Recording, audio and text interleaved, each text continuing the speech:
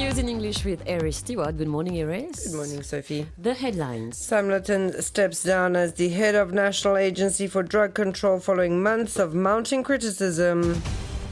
Chagos-Stokes described as positive as stakeholders discuss trust fund and resettlement plans.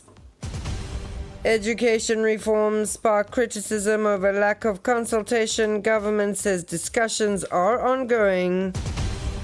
Government highlights expansion of free tertiary education and announces micro-certification framework.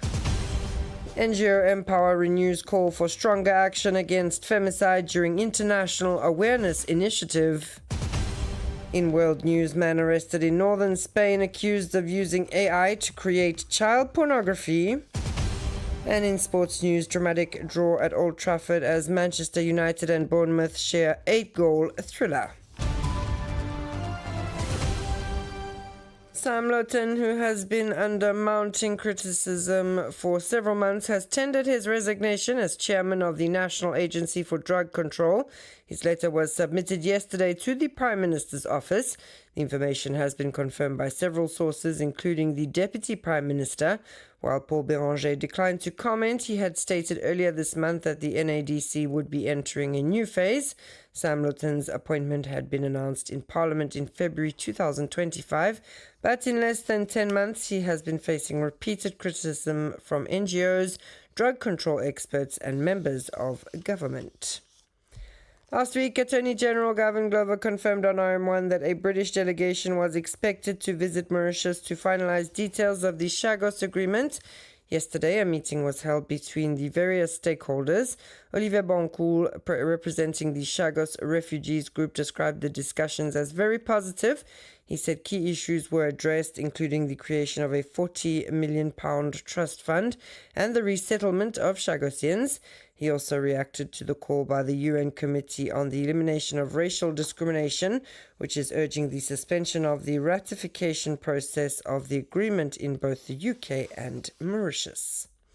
And moving to education-related news, changes introduced in the education sector were sharply criticised by Leela Devi Dukan-Lachman during a press conference held by the MSM Education Commission.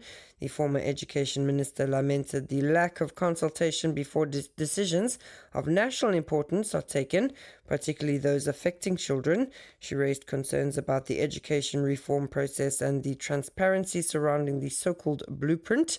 Contacted for a reaction, Education Minister Mahen Ganga Prasad said all decisions are taken in the interest of students and that consultations are still ongoing to avoid any rushed implementation. And staying in education, more than 50 international agreements have been signed. Over 51,000 students have benefited from free tertiary education and 7,000 degrees have been awarded this year. These figures were shared by Higher Education Minister Kaviraj Sukon during a press conference where he also announced the upcoming introduction of a national framework for micro-certifications. We listen to more on this with Maya Lachman. Over the past year, Mauritius has modernized its higher education system. The legal framework has been strengthened, access to higher education expanded, and new international partnerships established. The country is thus reinforcing its position as a regional hub for education and innovation. The Ministry of Tertiary Education presented its progress report to the press today. The minister announced several reforms, including the forthcoming introduction of a national framework for micro-certification. These short, targeted training programs, designed to meet labour market needs, will complement existing degrees without replacing them. L'université a un travail pour faire. Pour accommoder microcrédit, pour bien release un débat module. Universities will have the task to accommodate micro-certifications. They will have to release a few modules. Thus, for 2026, they will have to identify the module, which will give the student the option not to do a module and do a micro-certification. As from January 2027, it will be officially launched and will concern all universities, and they will have a list of 12 core modules, and 12 others will be optional and can be replaced by micro-certification. Another key announcement, the preparation of guidelines by the Higher Education Commission to regulate the use of artificial intelligence in universities. The objective is to promote responsible use of this tool while preventing misuse.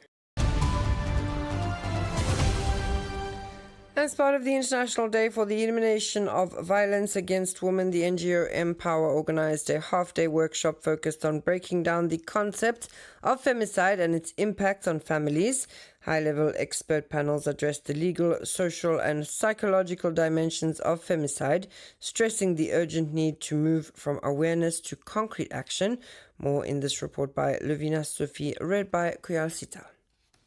This event formed part of the 16 days of activism against violence against women and girls. In the face of the rise in femicides in Mauritius and Rodrigues, the workshop aimed to raise awareness and equip professionals, civil society actors and stakeholders to better prevent violence, protect victims and provide appropriate support. It also sought to dismantle myths surrounding femicide and to highlight its devastating impact on families. The president of Empower, Maître Moksha Pertub, a lawyer and United Nations expert on gender equality, presented a global overview of femicide and called for the introduction of specific legislation on the issue in Mauritius. Maître Pertub also welcomed the judgment delivered by Justice Mandy Manrakan in the case of Sheena Buliham, who was killed by her former partner, Omer Nubi Bukos, now sentenced to life imprisonment. Sitting at the Assize, Justice Manrakan described the murder of Sheena Buliham as a most horrendous, gruesome and cold-blooded killing and a horrifying case of femicide,